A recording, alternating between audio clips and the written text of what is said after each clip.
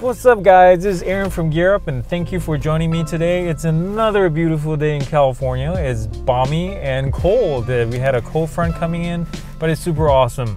But you're here for the car. You're here for the 2017, as you can tell from the title already, the 2017 Ford Escape SE. My friend Susie lent me this car for a couple of days. She just bought this. So thank you so much, Susie. You were awesome. We're gonna talk about the likes and dislikes and some of the cool things we find, the little quirks, the little features here and there. But before we go on, let's cue the intro.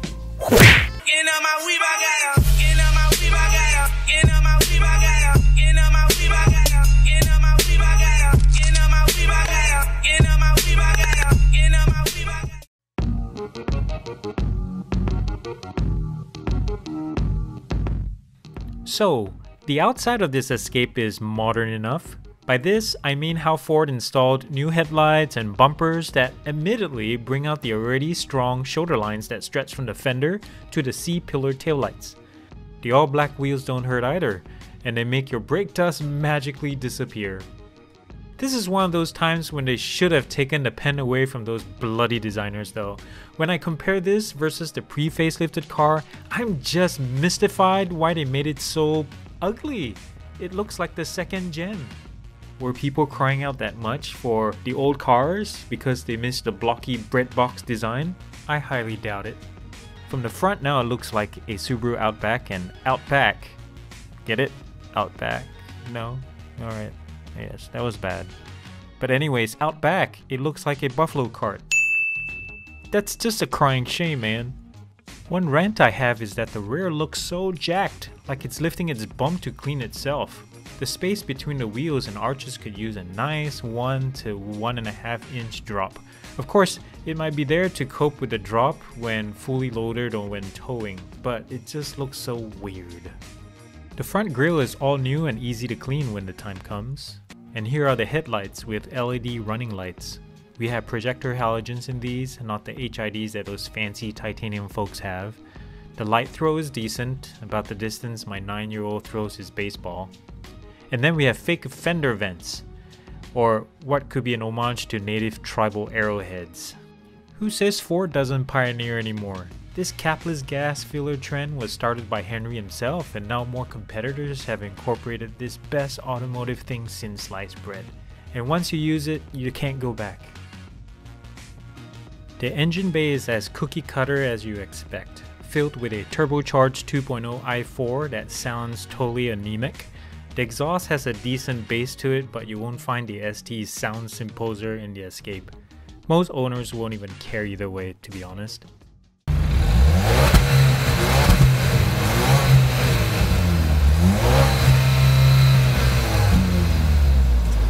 Now, I found this really cool extra cubby in the fender area. Look at the amount of real estate here. You can store extra washer fluid or engine oil in it. CHP, it is my civic duty to advise you that if you ever pull over one of these cars, be sure to check this space for smuggled drugs or weapons, or really small size illegales.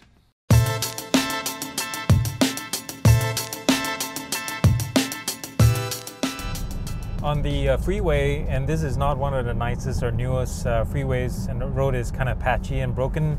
Sound insulation is really good. Ride is pretty controlled. It porpoises a little bit over longer undulating bumps. But this car, I think during its cycle of the few years, they've improved the stoppers and bushings and such like that to give it a quieter ride. Because I remember a lot of people saying that it was rough, but right now it's perfectly fine.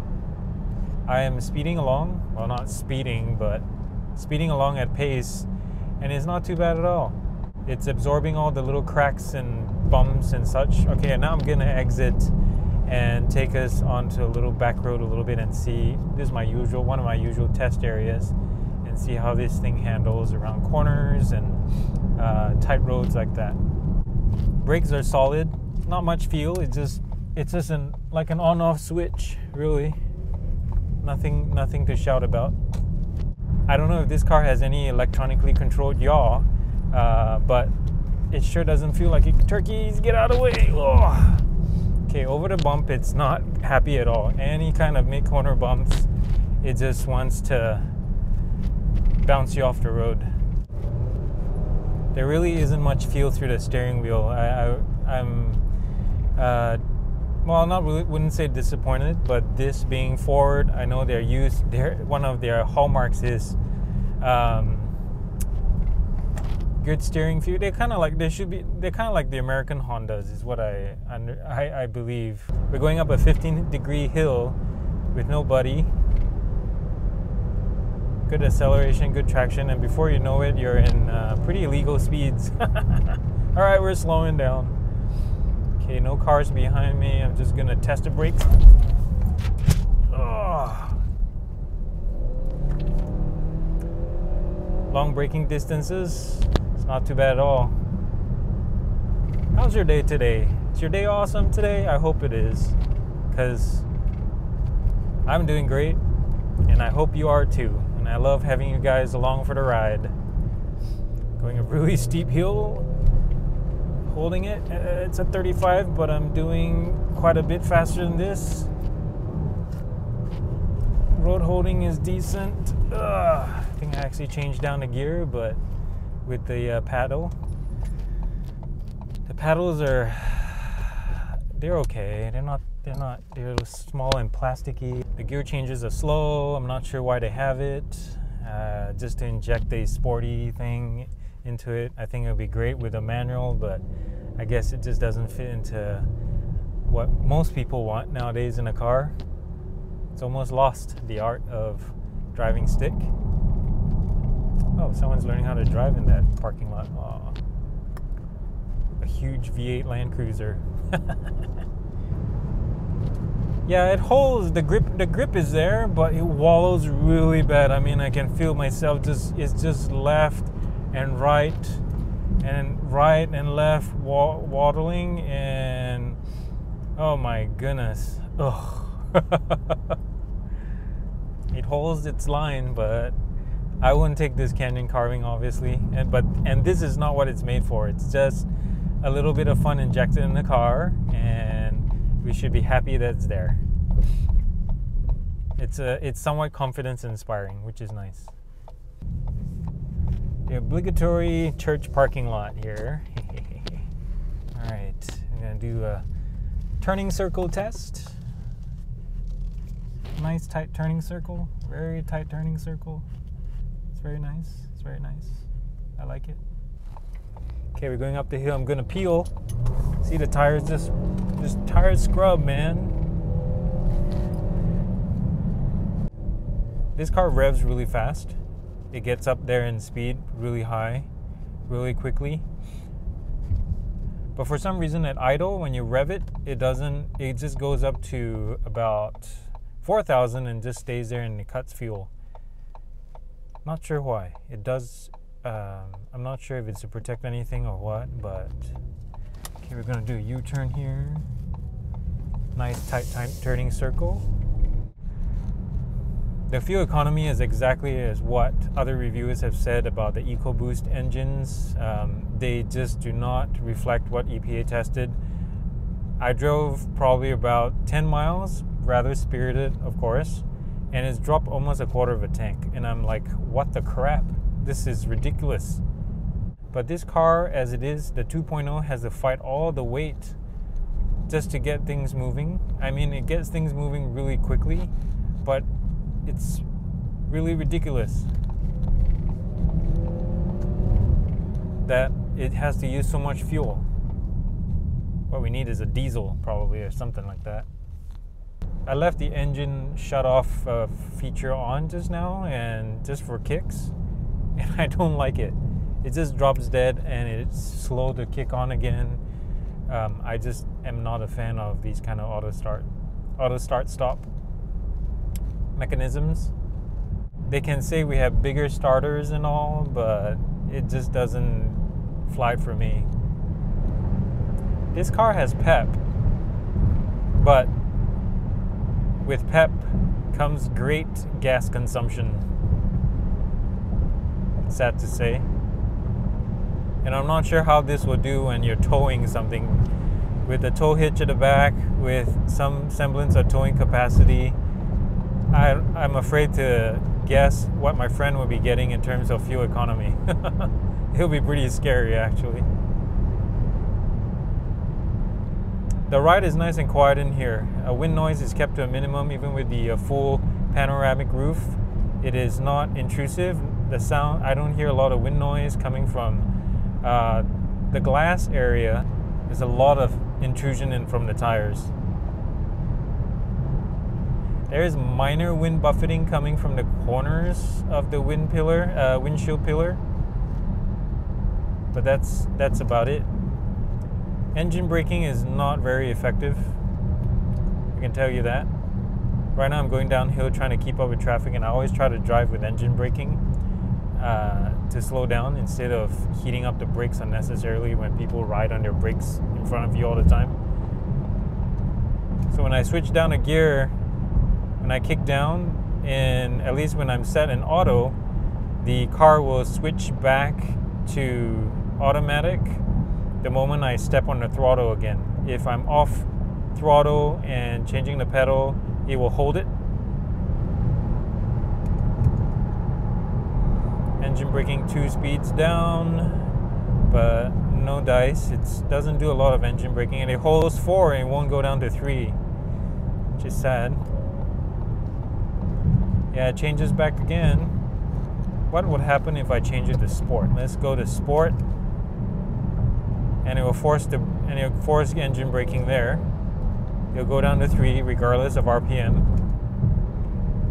Will we go down to 2? No, it's protecting 2 because we're going 60. So in terms of driving dynamics for a crossover of this size, a compact crossover, whatever they are nowadays, it's not even compact anymore. They do hold their own. I mean, driving dynamics have improved, but I think among the batch, Mazda and Ford are ahead. I think Hyundai and the Kia are coming up as well. Honda's current CR-V has a nice balance of features. It's a good driver, decent driver. It has tons of space inside. It's very practical. It's economical, and it's a really nice balanced car, and I would pick that any day over the others. But the competition has gone really tight. Even the indicator sound has a very pleasant Ford tuk, tuk, tuk, tuk. It's very pleasant. The gauges are nice and clear, even in direct sunlight. Right now I'm staring into the setting sun, and the navigation screen, the center console, the gauges are all very clear. Here's the audio for the car. Let's test the audio here, right here.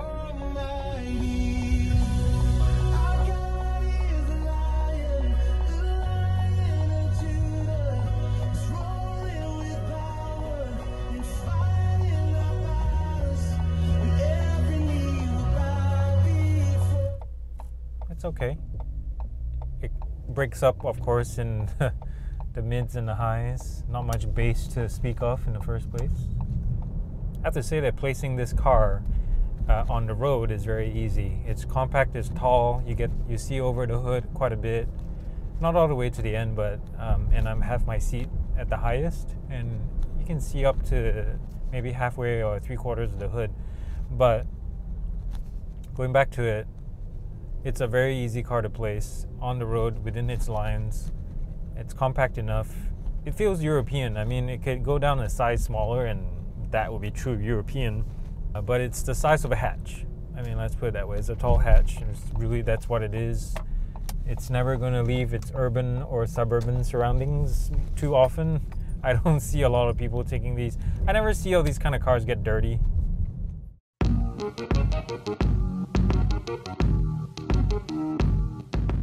Let's check out the trunk. To manually open, press the button located on the top side of the handle.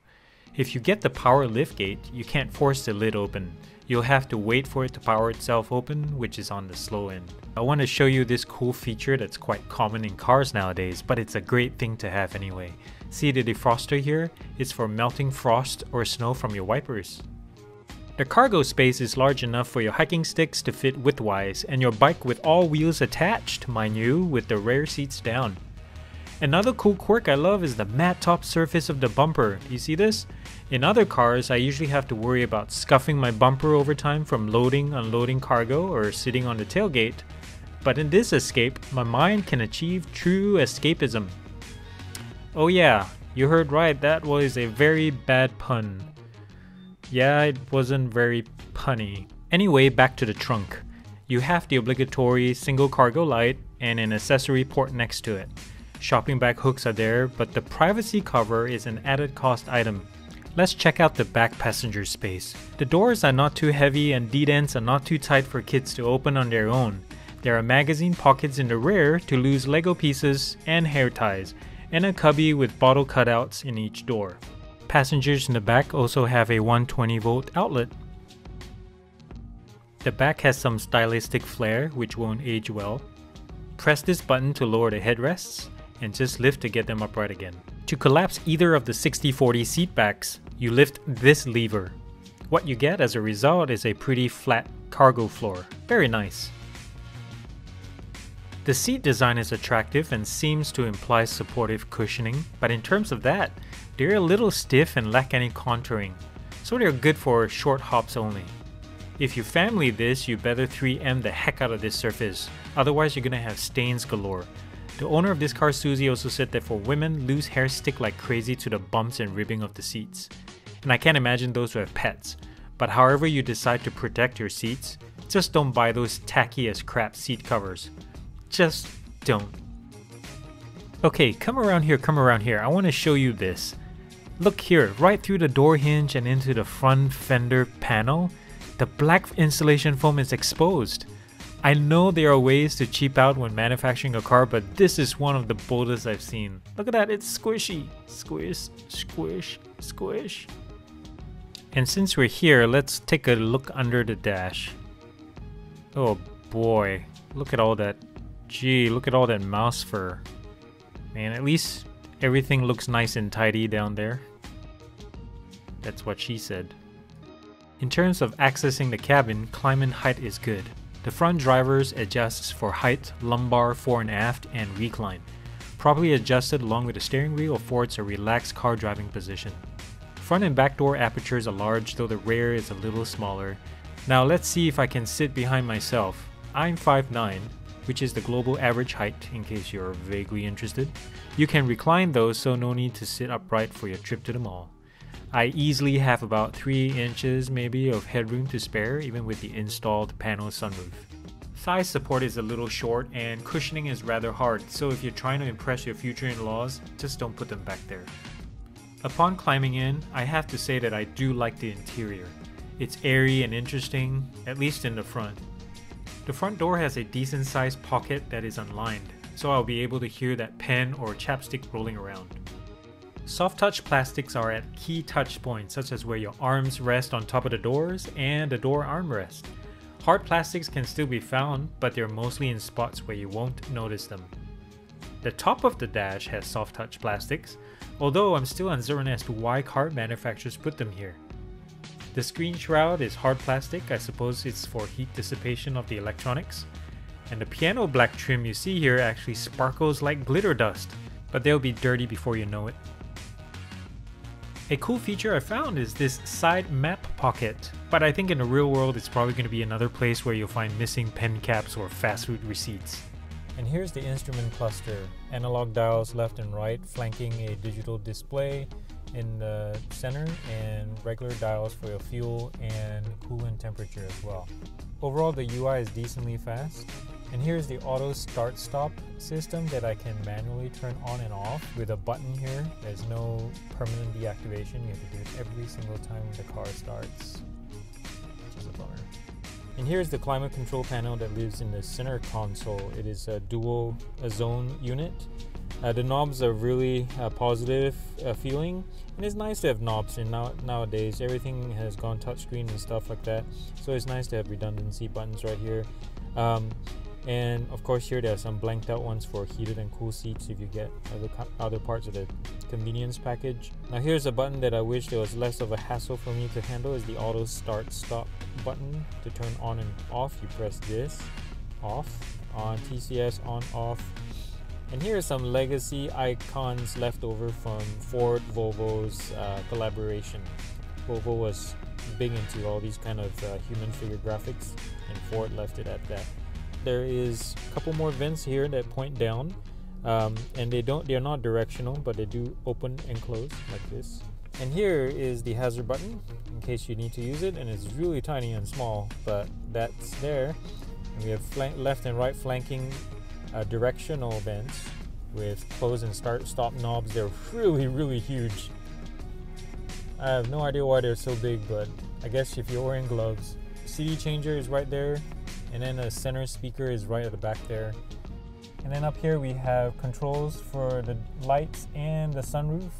LED lights right here on both sides.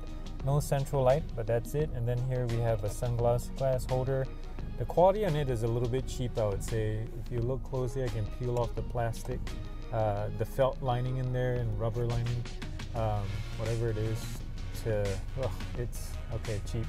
In a few years, it's not gonna look good at all. Anyways, and here we have the sunroof buttons right here. Here's to open the sunscreen, and here's open the glass. You can do it in stages, one at a time.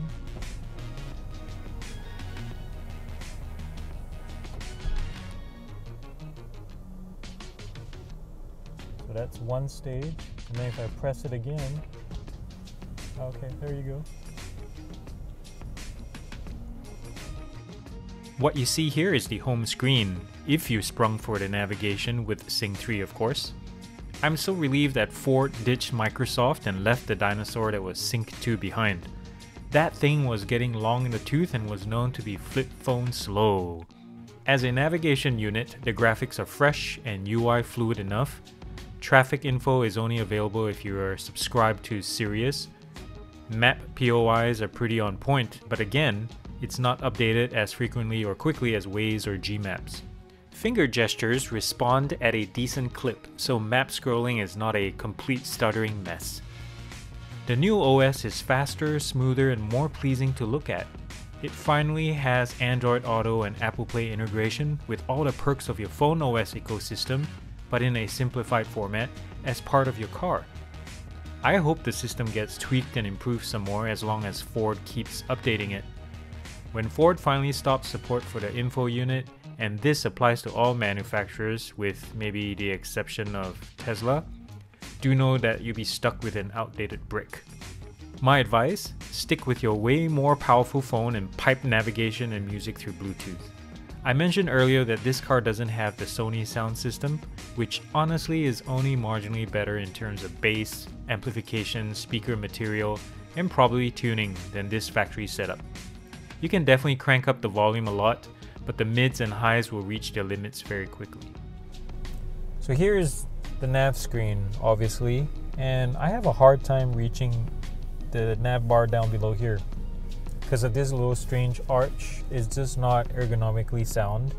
I keep bumping into the volume button. So you, as a user, as a driver, you have to reach over and down to access all the main menu buttons right here. I'm not also sure why the screen is, the screen is perpendicular to the ground, but the angle just doesn't fit my view, my point of view right here as a driver. It just looks like it's staring straight back at the center rear passenger, and that's it. I wish it was cocked up a little bit. Don't you just giggle when I say that? Cock up a little bit or angle towards me a little bit as a driver. Now in the lower center console, we have a small storage platform which is lined. Thank goodness. And above it is a USB port and accessory power port.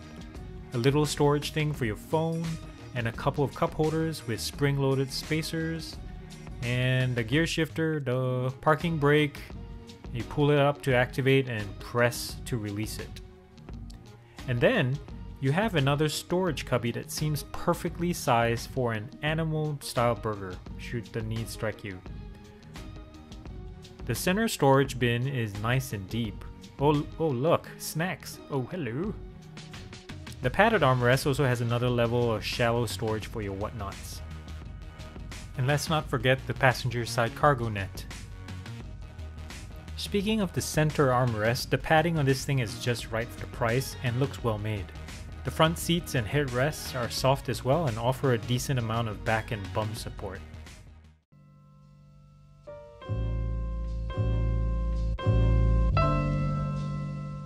Wait, there's no car in sight.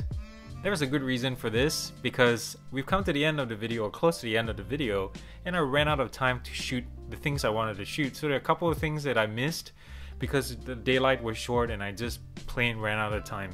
So I'm gonna do it right now.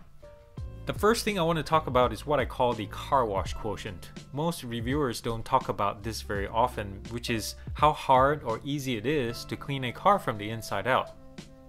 For the Ford Escape then, I give it a 3.5 out of 5 stars in a car wash quotient. It has a high roof, but it's not like one of those full-size SUVs where you just can barely reach and you have to get to the utmost rung of your step stool. In this case, I'm 5'9", I can get on the first or second rung and reach the middle of the roof. Cleaning the glass house outside is pretty easy, nothing too bad, there's not too much glass. The rims are pretty easy to clean, especially because they're black and they don't show brake dust that often, so you don't even have to touch them, you just have to clean the tires maybe. But regardless, the exterior is pretty straightforward. The front grille is so easy to clean. It's only 3 pieces with a little honeycomb inside, but that's so inset and invisible almost that you really don't have to worry about it too much. Cleaning the undercarriage is pretty straightforward because there's so many panels at the bottom to cover the thing. There's really not many places where grime and dirt and bags and plastic bags and all that kind of things can get stuck under. On the interior, I give it also a 3.5 out of 5 because while it's pretty straightforward, the rear passenger compartment is a flat floor, easy to vacuum, easy to pull the mats out. The seats, like I mentioned earlier though, are really a stain magnet. If you don't protect them with say 3M protectant or anything, you're kind of screwed. Either you get the full leather or move on up to titanium, which is gonna bump the price up anyway, but you decide how you really want your car. So having pets, having kids, if you're gonna family it, just pay attention to the seats.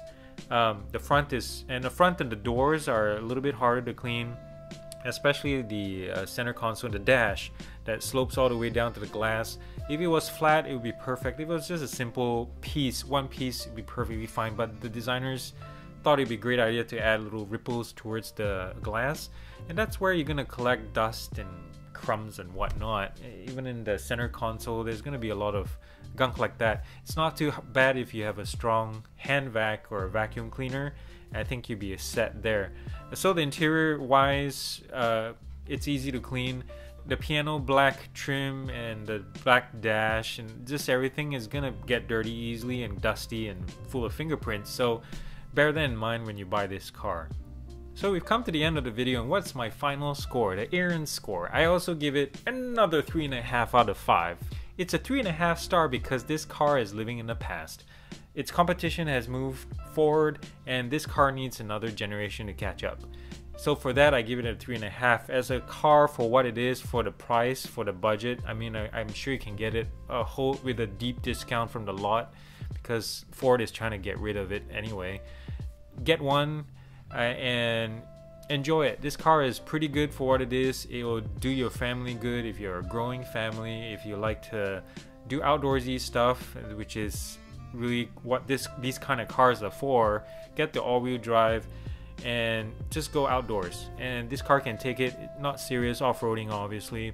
I can guarantee you like 85% of SUVs out there have not gone over anything higher than a curb, so which is sad. But anyways, with that being said, buy this car if you like it and just shop around and see what you like. There's so many trim levels, there's so many looks, they've gone through so many refresh cycles, probably a couple now, and so many trim levels and tech packages that you can get that it will just suit your fancy at some point. So shop around and look for the best deal. So I want to thank you guys for watching this. Your support has been awesome all this time, and I had a blast shooting this video. The weather was sublime, the lighting was perfect. It couldn't have been better. And I thank you, Susie, for lending me your car for the past 2 days for me to test and drive and who knows what. And I really thank you for that, and I hope that you guys at the end of the day enjoyed watching it. I enjoy shooting things like that, making videos like these. It brings a lot of joy to me to help you decide in buying a car, for example. So if you'd like to see more videos, click the subscribe button down below, and thumbs up if you like this, and thumbs down. Thumbs down if you're supporting teachers having guns in the classrooms. Arming our teachers. If you're supporting arming our teachers, you know what's gonna happen? I can tell you what's gonna happen. So most teachers are not gonna be up for this. I mean, a lot of them are not, but there are gonna be a few teachers out there who will be so gung-ho about it. They'll come to class dressed up like Rambo with their ammunition sash with a badge says best teacher of the year kind of thing sewed to it. They're gonna walk in and all strut in. And the kids are going to learn not to duck under the desk. When a teacher walks in with full of guns in their arms and there's holster and such, they're going to walk in like it's high noon. And the kids are going to be like, it's just Mrs. Brown. And then they're not going to hide under the desk. So when a real shooter walks in, a real gunman walks in, they're going to be like, hey, it's our sub. They're not going to be afraid anymore. So think about what you're going to do to the children. You're going to dumb them down to guns. And there's that. So, anyways, peace out, guys. God bless, and I hope you have an awesome day. What's up?